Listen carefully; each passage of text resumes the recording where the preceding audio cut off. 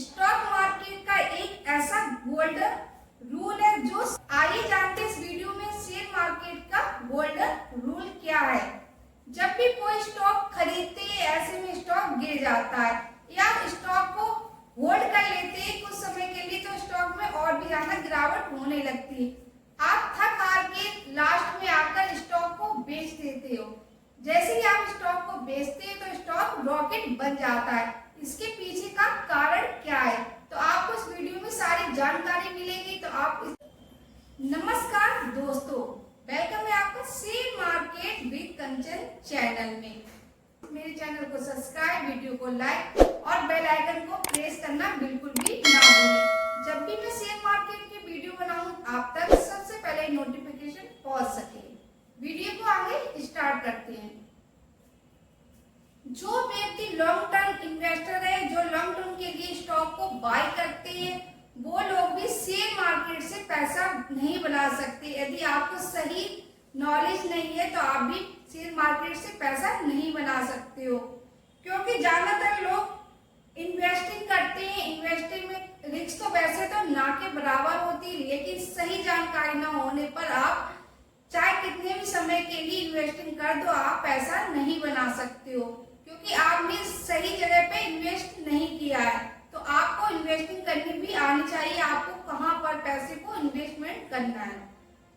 ज्यादातर लोग कहते हैं कि लॉन्ग टर्म इन्वेस्टिंग में पैसा बनता है, लेकिन बहुत ही कम लोग होते हैं जो लॉन्ग टर्म इन्वेस्टिंग में भी पैसा बना पाते हैं, क्योंकि लॉन्ग टर्म में 99% लोग ट्रेडिंग करके पैसा नहीं बना सकते, लेकिन लॉन्ग टर्म इन्वेस्टिंग करते हैं तो वो भी सिर्फ 50% ही लोग पैसे को बना पा रहे हैं। इसके पीछे का कारण है कि आप सही जगह पर एंट्री नहीं करते हो, आपको पता ही नहीं कि आपको कहां पर एंट्री करनी चाहिए। इसकी वजह से आप लॉन्ग टर्म इन्वेस्टिंग करके भी पैसा नहीं बना सकते हो। व्यक्ति लॉन्ग टर्म इन्वेस्टिंग से भी पैसा नहीं बना पा रहा, वो लोग शेयर मार्केट को, स्टॉक मार्केट को जुआ सट्टा कहते हैं, क्योंकि उन्हें पैसा बनाना ही नहीं आता। क्योंकि आप बिना नॉलेज के स्टॉक मार्केट में एंट्री करते हो तो ऐसे में आपका लॉस हो जाता है। आपको पता है नहीं कि स्टॉक को कहां बाय और सेल करना है।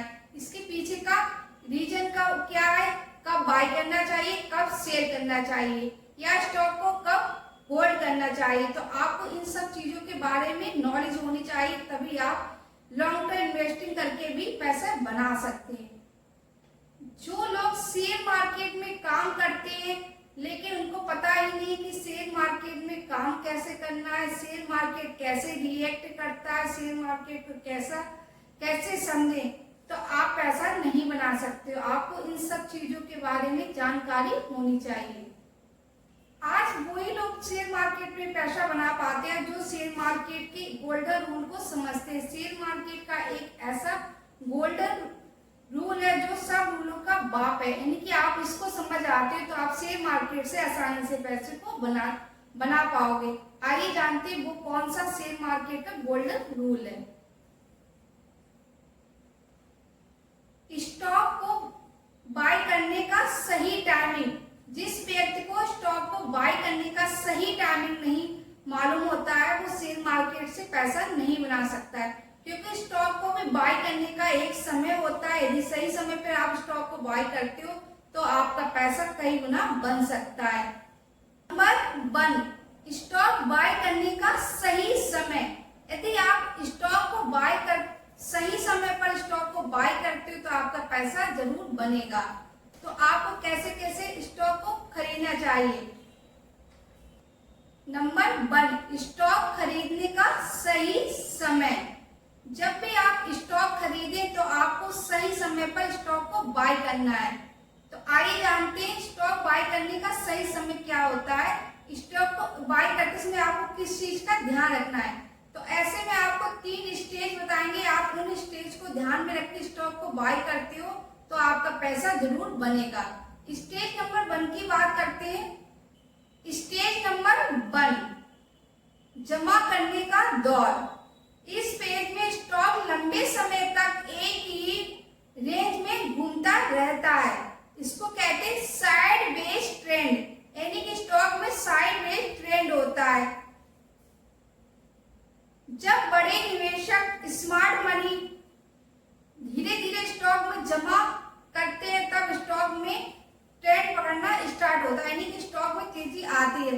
तो आपको ध्यान रखना है, जब भी स्टॉक वन स्टेज पे हो तो आपको स्टॉक एक रेंज में घूमता हुआ दिखाई देगा। जैसे कोई स्टॉक 100 रुपए का है तो वो सिर्फ 105 रुपए तक ही ट्रेड करना है, 100 से 105 और 105 से 100 रुपए तक ही मूवमेंट करता है, यानी कि बहुत दिन तक आपको सिर्फ एक ही रेंज में घूमता हुआ दिखाई देगा।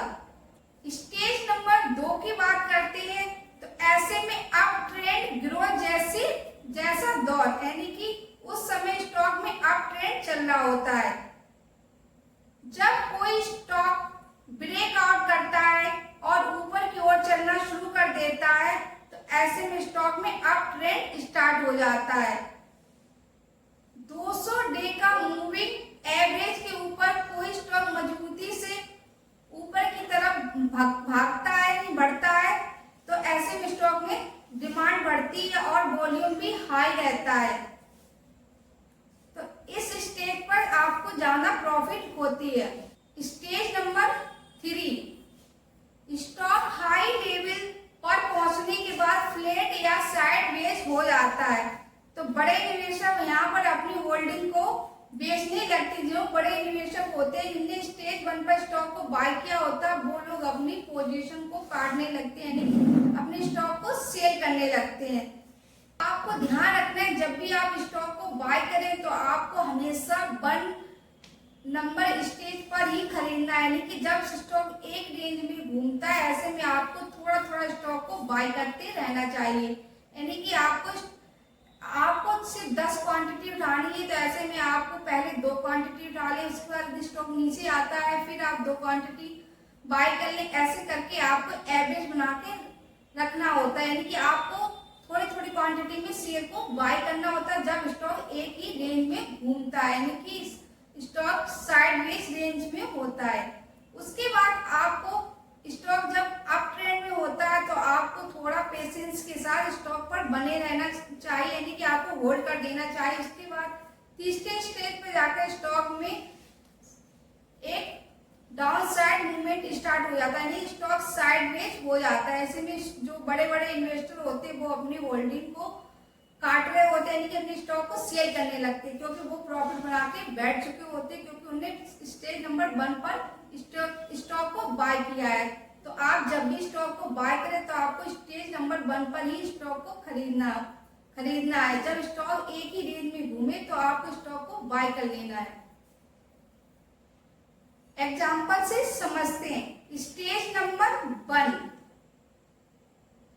टाटा मोटर शेयर 2019 से 2020 के बीच में आपको सिर्फ एक ही रेंज में घूमता हुआ दिखाई दे रहा था, यानी कि 100 रुपए से लेकर 130 रुपए तक कई महीनों तक घूमता रहा। उसके बाद उस समय लोगों ने दिलचस्पी धीरे धीरे कम कर दी।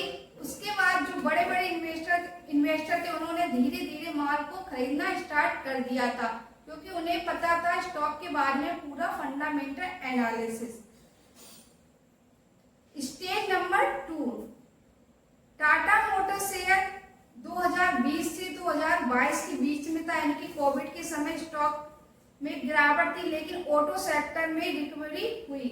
ऐसे में स्टॉक 130 रुपए का ब्रेकआउट करके 500 रुपए तक पहुंच गया था, यानी कि उस समय स्टॉक में डिमांड और वॉल्यूम दोनों ही बढ़ गए थे। स्टेज नंबर 3, यानी कि बिकवाली का दौर। जब स्टॉक 500-550 पर पहुंच गया उसके बाद टाटा मोटर शेयर में कई महीनों तक अटक गया, यानी कि स्टॉक एक रेंज में घूमने लगा। जो बड़े बड़े प्लेयर थे वो धीरे धीरे करके अपनी प्रॉफिट बुकिंग करने लगे। अभी एग्जाम्पल का कंक्लूजन निकल के आता है कि आपको स्टेज नंबर 1 पर जब स्टॉक सस्ता और साइडवेज हो तो आपको उसी समय स्टॉक को बाय करना चाहिए। स्टेज नंबर 2 पे वाली तेजी और ग्रोथ में तो आपको प्रॉफिट कमाने का समय होता है। स्टेज नंबर 3 पर जब स्टॉक में बहुत ज्यादा बिकवाली हो तो आपको उस समय सावधानी रखनी चाहिए।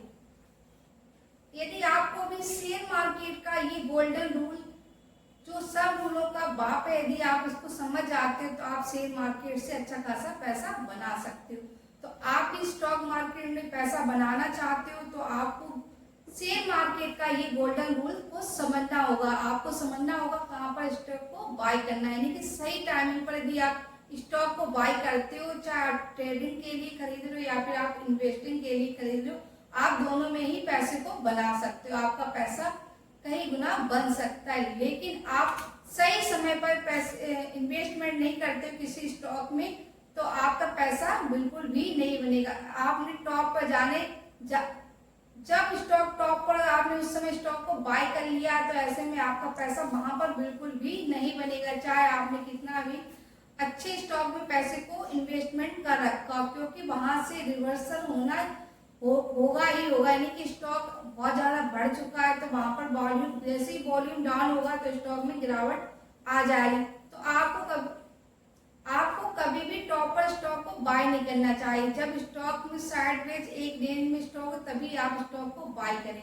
जो ये जानकारी अच्छी लगी, आपको लगता है ये जानकारी आपके काम में आ सकती है तो आप मेरे चैनल को सब्सक्राइब एंड लाइक भी कीजिए। इसके साथ ही जो भी जानकारी मैंने दी है सिर्फ एजुकेशन पर्पज से दी, मेरी तरफ से कभी भी रिकमेंड नहीं होता। आप किसी भी स्टॉक में पैसे को इन्वेस्टमेंट कर सकते हो। जब भी आप शेयर मार्केट में इन्वेस्टमेंट करें तो आप अपने फाइनेंस एडवाइजर की एडवाइस लेके आप या कंप्लीट वीडियो देखने के लिए thank you so much. Bye bye, take care.